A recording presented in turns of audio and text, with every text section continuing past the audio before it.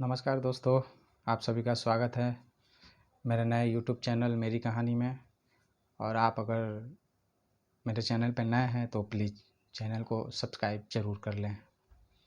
मैं आपको बता रहा था कि अभी कुछ दिन पहले मैंने एक लड़की के चंगुल से बाहर निकला हूँ। दोस्तों, मैंने उससे शादी 2019 में किया था, करीब 30 अप्रैल। और अभी ये तलाक का डेट पड़ा हुआ था कोर्ट में 13 जून को।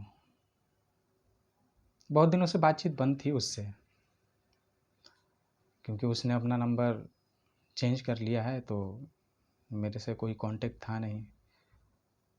तो बहुत दिनों के बाद मैं जिस लड़की को एक दिन भी बिना देखे और बिना बात किए रह नहीं सकता था, आप विश्वास नहीं कर सकते हो, मैं उसे कोर्ट परिसर में, वो अपनी बड़ी सिस्टर के साथ आई थी, उस पे मैंने नज़र उठा करके तक नहीं देखा है, उससे नज़र में ही मिलाया मैंने। नफ़रत होता है ना, नफ़रत, इतना नफ़रत होता है उससे, आप अंदाज़ा नहीं लगा सकते हो। कोर्ट परिसर में हम दोनों तीनों करीब समथिंग 2 घंटे रहे। 2 घंटे से थोड़ा कम ही थे, बट वकील से बातचीत हुआ, फिर जजेस के पास हम लोग गए, लेकिन मैं नज़र उससे नहीं मिलाया, उसे देखा तक नहीं। उसका चेहरा कैसा है, नहीं है, बातचीत तो बहुत दूर, बहुत दूर। कोर्ट में गए, बट जजेस का ट्रांसफ़र हो चुका था, तो अभी कोई जज तो थे, तो वो अभी अपना कार्यभार नहीं संभाल पाए, तो इसीलिए हम लोगों का डेट तो फेल हो गया। अगले मंथ का डेट हमें मिला है, और मिलता तो 3 महीने बाद का था, लेकिन मुझे थोड़ा जल्दी था, क्योंकि मैं अब इसके चंगुल से बाहर निकलना चाहता हूँ। मुझे अब इस लड़की से कोई मतलब है नहीं। जिस इंसान को मैं खुद से ज़्यादा, अपने परिवार से ज़्यादा उसे चाहता था, मानता था, वही इंसान अगर दगाबाजी कर जाए तो फिर विश्वास किस पे किया जाए। इसीलिए मैं उससे कोई बातचीत नहीं किया। उसकी बड़ी सिस्टर से थोड़ा सा बातचीत हो जाता है, बट और कुछ नहीं। तो वकील से बातचीत हुआ, तो वकील तो बोला कि अब 3 महीने बाद का डेट पड़ेगा। तो हम बोला कि अगर कोई है रास्ता तो आप देखिए, थोड़ा जल्दी का कीजिए, क्योंकि मैं अब इस चंगुल से बाहर निकलना चाहता हूँ, मुझे अब नहीं रहना है। रिश्ता तो कोई है नहीं, अब ये झूठ मूठ का, ये पेपर वर्क में रहना क्या ये है, ख़त्म कीजिए। तो कोर्ट ने डेट निकलवाया, वो वकील ने कोर्ट में जा कर के, तो 18 जुलाई का डेट मिला है।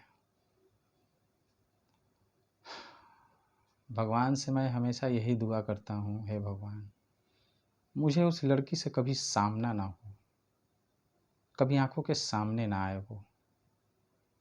इतना इतना नफ़रत होता है उस लड़की से हमें। लोग कैसे अपने फ़ायदे के लिए किसी और के जज्बात के साथ, दिल के साथ, भावनाओं के साथ कैसे खेल जाते हैं। गलती एक इंसान करता है, लेकिन भरोसा तो सभी से उड़ जाता है।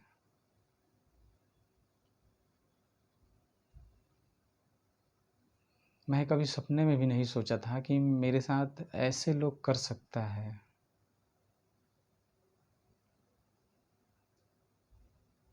खैर,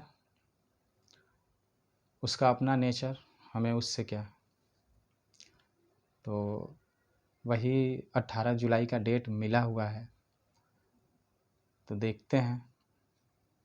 वकील ने तो बोला है कि उस दिन सब कुछ फाइनल हो जाएगा, आपका ख़त्म हो जाएगा।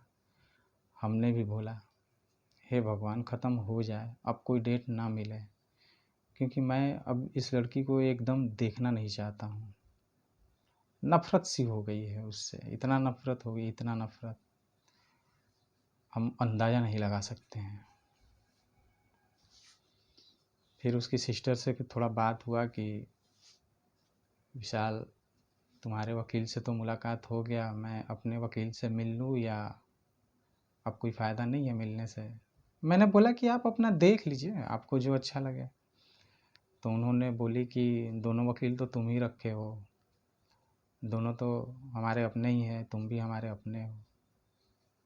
बोले हाँ, वो अपने पराये बोलने से क्या फ़ायदा, जो था वो सब ख़त्म हो गया, अब कुछ नहीं रहा।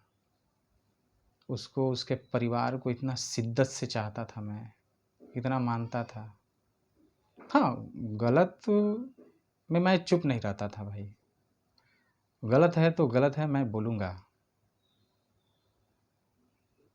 मैं गलत को आपके मुंह पे चुचकार करके मुझे बढ़िया बनने का और अच्छा बनने का नाटक करने का वो कोई शौक़ नहीं है। जो गलत है वो मैं मुंह पे बोलूँगा, भले आपको बुरा लगे, आप बात ना कीजिए, उससे हमें कोई मतलब नहीं है। फिर वो बोली कि ठीक है, वकील को तो मैं खुद फीस वगैरह, वकील को क्या, पूरा जो भी कोर्ट का खर्च वगैरह है दोनों तरफ का मैं खुद दे रहा हूँ, क्योंकि उन्हें मैं बोला भी नहीं हूँ देने के लिए, क्योंकि शुरू में ही कमिटमेंट था कि सारा खर्चा मैं दूंगा, आप निश्चिंत रहिए। क्योंकि वो परिवार उतना हाई फाई नहीं है, उतना स्ट्रगल नहीं है, तो थोड़ा सा मिडिल क्लास फैमिली है, तो हमें पता है कि पैसा वगैरह उसके पास है नहीं। तो मैं फ़ीस दिया वकील को। उसके बाद उनकी सिस्टर बोली कि ठीक है विशाल, हम चलते हैं। आप लोग विश्वास नहीं करोगे, उनकी सिस्टर को या उनके घर के लोगों को, अगर मेरे काम से या मेरे साथ आना जाना होता था तो मैं उन्हें कभी पैदल या ऑटो से जाने नहीं देता था, मैं अपने गाड़ी से लेके जाता था। लेकिन इस बार ऐसा हुआ, दीदी बोली कि विशाल हम घर से निकल चुके हैं, तुम आ जाओ। तो मैं ये नहीं बोल पाया कि दीदी मैं आ रहा हूँ, आप साथ में चलिएगा। नहीं, मैं इसलिए नहीं बोला क्योंकि वो लड़की साथ में थी उनकी, और वो भी मेरे ही गाड़ी पे बैठती, मैं इसलिए नहीं बोला। दीदी गई अपना ऑटो से गई, मैं अपने गाड़ी से पहुंचा वहाँ। और उधर से आते समय भी दीदी हमसे थोड़ा बात की तो बोलने लगी कि ठीक है विशाल, तब हम चलते हैं। तो मैं उस समय भी नहीं बोला क्योंकि मैं मजबूर था, मैं अपनी गाड़ी पे नहीं बैठा सकता था। इसलिए हम दीदी को बोले भी नहीं कि दीदी चलिए हम आपको छोड़ देते हैं, क्योंकि धूप भी बहुत ज़्यादा था, गर्मी तो इतनी थी कि आप अंदाज़ा नहीं लगा सकते हैं। तो हम तो चले आए, लेकिन उस कोर्ट परिसर में मन मेरा इतना उदास था, इतना उदास, इतना उदास था कि जैसे लग रहा था कि अब सब कुछ ख़त्म हो चुका है। वो इंसान मेरे सामने था, जिस इंसान को हम एक दिन बिना देखे, बिना बात किए नहीं रह सकते थे। हालात ऐसा था कि उस इंसान को मैं नज़र उठा के नहीं देख सकता था, देखने का मन नहीं था। मैं जितना शिद्दत से चाहता था ना, आज उतना ही शिद्दत से उससे नफ़रत भी करता हूँ।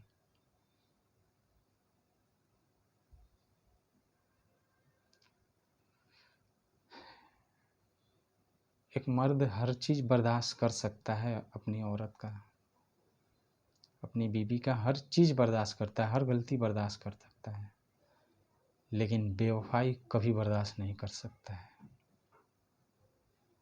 और ये 75% लड़कियों में होता है। उन्हें हमेशा चाह होती है बेटर के तलाश में रहती हैं, इससे बेटर मिल जाए, इससे बेटर मिल जाए। उन लोगों का इज्जत बस दिखावे का रहता है। आज हमें उस लड़की से इतना घिन्न होता है, इतना घिन्न होता है ना, मैं क्या बताऊं। जैसे मुझे लगता है कि अगर मैं उससे बात कर लूं तो कीचड़ में ईंट मारने के बराबर होगा। एक समय था मैं उससे तरसता था बात करने के लिए, आवाज़ सुनने के लिए, लेकिन मेरा कोई सुना नहीं था।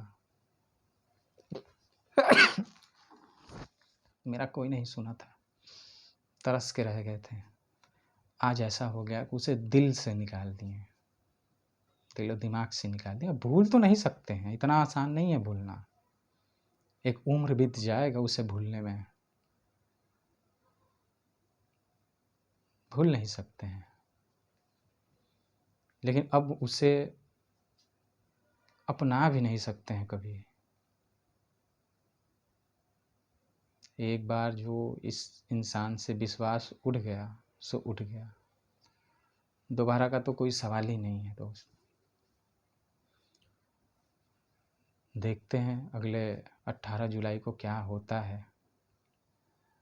भगवान से दुआ करूंगा, हे भगवान मेरा नज़र उस लड़की पे ना पड़े, बस। और उसमें भी इतना टसन है ना दोस्त, इतना टसन है उसमें कि वो एक बार कितना ही बड़ा गलती करेगी, झुक नहीं सकती है। उसे लगता है मैं कुछ किया ही नहीं हूँ, हमेशा टसन में। तो ऐसे व्यक्ति के साथ रहने से क्या फ़ायदा, खुद ही दूरी बना लिया जाए। अपनी लाइफ को बर्बाद करने से बढ़िया है, अपने पैर पर खुद से कुल्हाड़ी मारने से बढ़िया है कि हम खुद ही उससे दूर हो जाएं। दोष किसी और को क्यों दें, गलती तो मेरा था, उसके पीछे मैं क्या था। ठीक है दोस्त, देखते हैं 18 जुलाई को क्या होता है। मिलते हैं नेक्स्ट वीडियो में, तब तक आप अपना ख्याल रखिए। जय हिंद।